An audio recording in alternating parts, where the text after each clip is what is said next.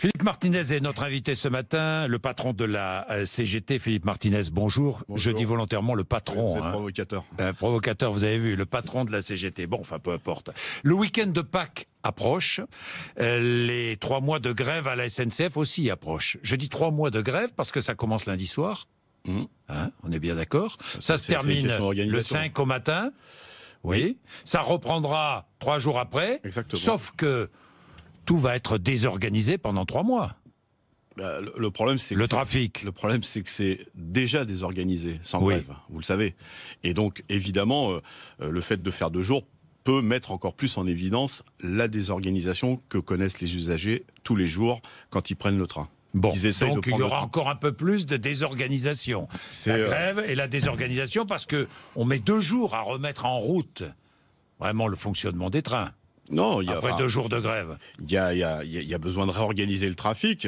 Oui. Mais je vous dis, c'est sûr que ça va accentuer et mettre en évidence la désorganisation qui existe déjà quand il n'y a pas grève. Donc vous appelez cette grève quoi? Une grève intermittente? Une grève non, je ne sais pas parce qu'on n'arrive pas à la qualifier. Non, c'est une forme de grève qui permet de montrer son mécontentement. Moi, j'insiste, c'est aussi la possibilité de faire le point régulièrement avec les usagers parce que nous, on souhaite continuer à avoir ce débat qu'on a déjà initié avec les usagers parce que l'enjeu de ce conflit, c'est 2 choses, c'est les cheminots et les usagers, ceux qui souffrent tous les matins et tous les soirs parce que leur train est en retard. Parce que leur train fonctionne mal. Aujourd'hui, la SNCF fonctionne mal, Philippe Martinez. Vraiment, vous le dites? Ah oui, j'en suis régulièrement le témoin, vous savez. Vous êtes régulièrement le témoin. Sûr, je prends le train. Bon, oui, moi aussi. Et voilà. Donc c'est vrai qu'on est deux alors. Et parfois elle fonctionne bien, parfois moins bien, c'est vrai. Mais quand on a pas dire toujours. Non, j'ai pas dit toujours. J'ai pas dit toujours. Oui. Mais quand on a un tel outil au service de la nation et qu'on voit que ça fonctionne pas comme ça devrait fonctionner, on a de quoi être en colère. Et surtout les cheminots, parce que qui est au contact du public? C'est eux. Qui, quand le train démarre pas, qu'on annonce rien d'ailleurs parfois, qui est obligé de dire aux usagers attention, etc. Même s'il y a un domaine où la SNCF a fait un peu de progrès, c'est la communication, hein, quand même. Oui, mais heureusement. Mais parlons des usagers, ensuite nous parlerons des cheminots et des motifs de cette grève.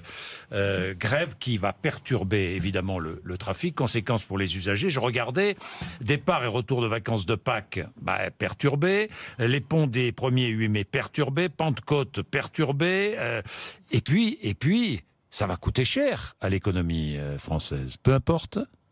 Ça dépend du gouvernement.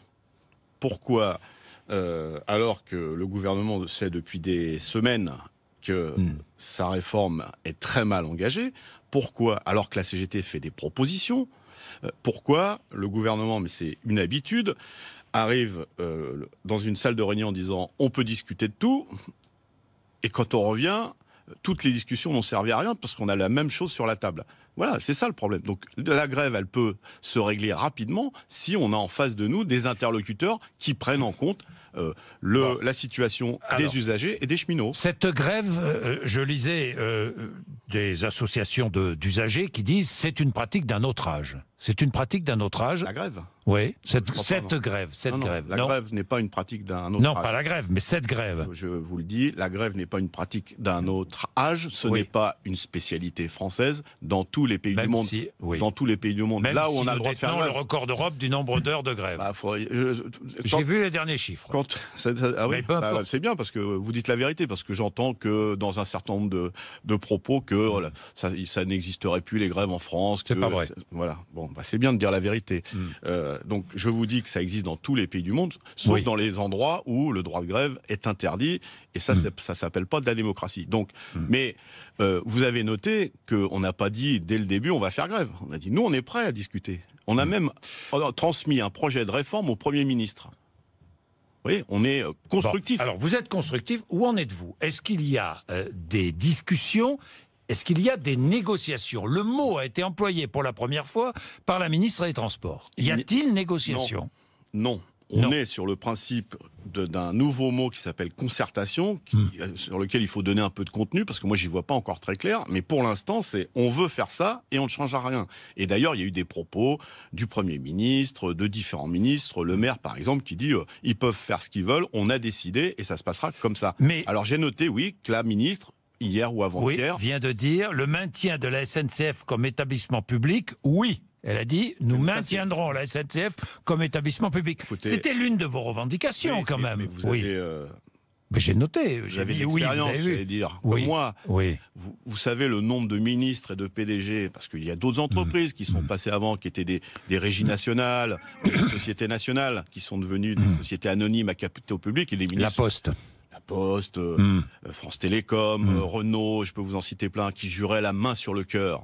La main sur le cœur. Jamais on ne privatisera. Enfin, Renault marche bien quand même, non Si vous voulez qu'on en discute, je connais une entreprise que je connais bien. Oui, je sais que vous la connaissez mieux que moi. Mais ce que je veux vous dire, c'est que parce que dans 4 ans, elle sera où, la ministre On ne sait pas. Elle sera peut-être plus ministre. Et ceux qui viendront derrière diront, moi, j'ai jamais dit ça.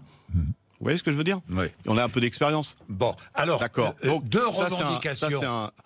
C'est un faux nez. C'est un faux nez, exactement. Bon, alors, 2 revendications. L'ouverture déjà décidée des chemins de fer à la concurrence, ça, vous n'en voulez pas.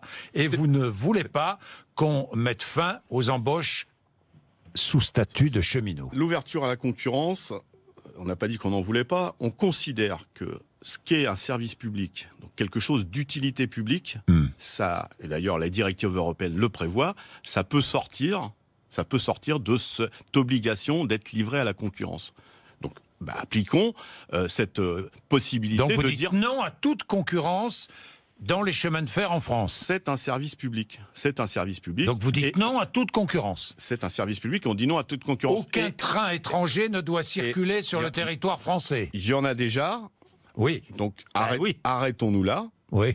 Et on nous avait dit, parce que vous savez que le fret, c'est-à-dire les trains qui transportent les marchandises, est ouvert déjà à la concurrence. Et on nous avait dit, vous allez voir, ça va faire exploser le nombre de marchandises transportées par fer. Oui. Ça a baissé. Oui, mais il y a des raisons, il y a 1000 raisons. Enfin, on va pas entrer dans le détail. En tout cas, moi, nous, on considère que une des raisons où il faudrait, d'ailleurs, on fait des propositions en la matière, quand on parle de préservation de la planète, à juste titre, développement humain durable, c'est ce que dit la CGT, et faire transporter des marchandises par le train, ça devrait encourager. Vous dites pour encourager le fret, c'est pas compliqué, il faut une écotaxe sur les poids lourds et vous financez. Non, on dit vous avez fait la proposition. On peut utiliser la taxe sur les produits pétroliers. Oui. Pour financer et puis vous voulez une écotaxe aussi. Pour financer une partie des investissements. Et puis les poids lourds, c'est-à-dire des compagnies privées, circulent gratuitement sur les routes avec nos impôts. Qui financent les routes? Eh bien, on peut prendre une partie et les faire payer un peu pour financer du transport public de marchandises et de voyageurs. Donc, pas d'ouverture du chemin de fer français à la concurrence. Exactement. Bon, ça c'est le premier point, sur lequel vous ne céderez pas. C'est un grave danger. Vous ne céderez pas sur ce point. C'est un grave danger. Le second point, la fin aux embauches sous statut de cheminot. Ça aussi, vous ne bougerez pas sur ce point-là. La ministre dit, mais ils auront des garanties. Mais ça fait 2 ans et demi qu'on essaye de négocier une convention collective pour les travailleurs du ferroviaire. 2 ans et demi. Et ça n'avance pas. Ça n'avance pas. Et qui met des bâtons dans les roues pour que ça n'avance pas? La SNCF. Parce qu'elle a une double casquette, la SNCF. Il y a ce que vous connaissez, puis il y a des tas de filiales privées, et donc qui leur permet de négocier dans le privé la convention collective. Ça n'avance pas. Pourquoi? Parce que en ayant des salariés sans droit dans le ferroviaire, ça permet cette petite musique qui est insupportable de dire aux cheminots, vous voyez, vous êtes des privilégiés, vous avez un statut. Vous voyez, faisons avancer la convention. Alors, justement, s'il y a négociation sur une convention collective... 2 ans et demi. 2 ans et demi. Oui, mais si on fait avancer cette consultation, cette concertation, pour reprendre des mots à la mode, sur les négociations de branche, je sais pas moi, un statut de branche de l'employé des chemins de fer, on remettra sur le tapis le statut de cheminot. Mettons tout le monde au niveau du statut des cheminots et tout ira bien. Quoi. Pourquoi? C'est-à-dire que si on met tout le monde, ça veut dire quoi? En quoi le problème? Parce que moi je veux qu'on m'explique, j'ai demandé au Premier ministre, je lui ai même proposé un débat public. En quoi le statut des cheminots est la cause des retards de train? Non, parce que c'est ça le problème. C'est ça qu'on nous mais sert la convention, tous les jours. Si vous mettez une convention collective, tout le monde a des droits. Convention, tout le monde a les mêmes droits. C'est-à-dire tout le monde, dans le chemin de fer, aura droit à une sécurité sociale et à une retraite plus avantageuse. Et à une retraite à des salaires. D'ailleurs, les salaires des cheminots sont pas bons. Mais ils sont un peu au-dessus de la moyenne nationale, apparemment, d'après ce que je vois. Non, c'est 3 090 € brut, moyenne française 2 912. Une moyenne, vous savez, moi, je peux faire la moyenne de mon salaire avec mon PDG. Il gagne 18 millions d'euros. Vous allez voir, vous allez dire le salaire moyen chez Renault, il est vachement haut. Non, une moyenne, c'est pas bon. Oublions la moyenne. Mais... Les salaires le chiffre est exact, 3 000 bruts, mais c'est une moyenne entre les bas et les hauts salaires. Et quand il y en a qui touchent beaucoup, il peut y en avoir beaucoup qui touchent peu. Non, je dis pas que les cheminots sont trop payés, je vous le dis tout de suite. Ça m'étonnerait de vous. Je pense que l'augmentation des salaires, c'est du pouvoir d'achat et c'est là où le bas blesse. C'est très bon pour tout le monde. Donc il faut un statut de haut niveau pour l'ensemble. Et puis, comme on veut limiter, vous l'avez compris, le privé dans le système ferroviaire français, vous voyez que le statut suffit, le statut des cheminots suffit. Bon, mais s'il y a une convention collective, il en faut une, ça permettra de contourner un peu le statut des cheminots. On s'est battu contre la loi El Khomri et contre les ordonnances Macron pour que les citoyens dans ce pays, tous ceux qui travaillent, aient des droits. C'est pas aujourd'hui qu'on va changer d'avis. D'autres grèves sont annoncées chez les gaziers, les électriciens aussi le même jour, le 3 je crois. Vous confirmez, non? Non, j'ai entendu ça. Oui, moi aussi j'ai entendu, j'étais surpris. Vous avez été surpris vous-même? Oui. C'est la CGT qui annonce ça? Non. Il y a une réflexion dans la CGT de l'énergie, parce que eux, ça fait aussi quelques semaines qu'ils ont eu des grèves, vous en avez d'ailleurs parlé, ils ont des problèmes de pouvoir d'achat. Ils défendent aussi un statut de l'entreprise, parce que l'énergie, ça devrait être un droit pour tout le monde, et vous savez que la précarité énergétique augmente dans ce pays, donc ils réclament aussi que l'énergie soit accessible à tout le monde. EDF, Gaz de France... Mais vous l'avez noté, les retraités sont pas contents, vous l'avez noté, les facteurs ne sont pas contents. Vous voyez, j'étais à Rennes vendredi dernier, 80 jours de grève, les salariés, je tiens à les saluer, tout ça pour assurer là aussi un service public de la Poste pour les usagers qui attendent leur courrier, etc. Il y a des tas de secteurs, les universités, etc. Donc il y a un mécontentement profond dans ce pays, et nous ce qu'on dit au gouvernement, soit vous écoutez, soit ça va continuer à D'ailleurs, le bouillir. 19 avril, vous appelez à une journée d'action interprofessionnelle, je dis bien interprofessionnelle, public-privé. Exactement, interprofessionnelle, public-privé. J'ai vu que les autres syndicats ne se joignaient pas à vous. Force ouvrière n'y participera pas. Ça tombe mal, la CFDT n'y participera pas, la CGT et la CGC non plus.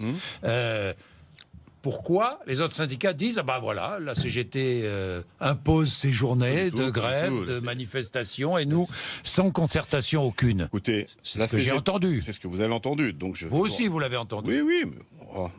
La CGT a proposé aux autres syndicats de se voir, parce que vous avez noté que chez les cheminots, dans la fonction publique, dans beaucoup d'endroits, ce sont des mobilisations unitaires. Pas avec tout le monde toujours, mais donc on a dit aux autres confédérations, et si on se voyait pour réfléchir ensemble sur ce qui se passe dans ce pays et quelle réponse à un niveau confédéral on peut donner. Ils ont décliné l'invitation. Voilà, c'est tout. Donc on les a prévenus, on les a invités, mais je ne désespère pas qu'on continue à pouvoir échanger et se voir, parce qu'il y a un vrai mécontentement dans ce pays, et si les syndicats ne répondent pas favorablement, ou en tout cas n'écoutent pas ce mécontentement et proposent des alternatives, forcément le syndicalisme risque d'être encore plus discrédité. 2018 ressemble à 1968, 50 ans après? Je ne pense pas. Je ne pense pas, parce que le monde du travail a changé. En 1968, la précarité, j'étais très très jeune, donc je ne peux pas vous dire que j'ai des souvenirs, mais de ce que j'ai lu, le chômage n'était pas à ce niveau-là. Uber, le numérique, on n'en parlait pas. Donc le monde du travail a beaucoup changé. Les entreprises étaient plus homogènes. Mais en tout cas, au niveau du mécontentement, au niveau de l'état d'esprit de dire il y a du fric dans ce pays, et vous le savez, je crois que tout à l'heure vous parliez de fraude fiscale. Entre 60 et 80 milliards d'euros par an, la fraude fiscale. Plus ce qui appelle l'optimisation. Mais j'avais le sénateur communiste Bouquet qui approuvait l'action du gouvernement. Pour une fois, c'était ça, c'est son avis. C'est son avis. C'est son avis, oui. D'accord. Moi, ce que je veux vous dire, c'est qu'il y a de l'argent dans ce pays. Les grandes entreprises ont fait des bénéfices records. Il y a et les gens disent, mais on nous dit qu'il y a de la croissance, que ça repart, et nous, là-dedans. Et vous l'avez entendu, les retraités, bien sûr. Eux, on les taxe. Donc c'est ça qu'il faut rétablir. En fait, c'est une lutte sociale à travers les cheminots, à travers... C'est les mêmes fondements, en tout cas les mêmes fondements, dans l'état d'esprit de 1968, avec des grèves qui partent par profession, par corporation. Et nous, ce qu'on essaye de faire, c'est que ces luttes qui ont des spécificités, des particularités, elles puissent se traduire par des convergences. Voilà. Est-ce qu'il vous arrive d'acheter sur Amazon ? Non. Jamais ? Jamais. Vous n'achèterez jamais sur Amazon ? Je dis pas, faut jamais le dire jamais. Non, vous avez bien raison. Mais vous achetez par correspondance parfois sur Internet, ça vous arrive ? Ça a dû m'arriver une fois, mais j'aime bien, quand j'ai le temps, aller m'adresser à des salariés qui connaissent leur boulot. Quand vous achetez un bouquin ou vous essayez de choisir un bouquin, vous avez des spécialistes en face de vous qui vous disent mais essayez ça, c'est quand même bien le contact humain, c'est quand même bien le lien social, vous savez. Qu'on le veuille ou pas, il y a un mouvement. Regardez l'augmentation du chiffre d'affaires d'Amazon, plus 10%, 5 milliards 800 millions d'euros de chiffre d'affaires l'année dernière en France. Ils ne payent pas leurs impôts. Mais oui. Mais pourquoi on se bat pour la réduction du temps de travail, M. Bourdin ? C'est parce que plus les gens vont travailler, moins ils ont le temps justement d'avoir ce lien social, d'aller dans une boutique, discuter, prendre son temps. Le temps de travail augmente dans ce pays. Malgré les 35 heures, il augmente. Les cadres, la moyenne, c'est 45 heures par semaine.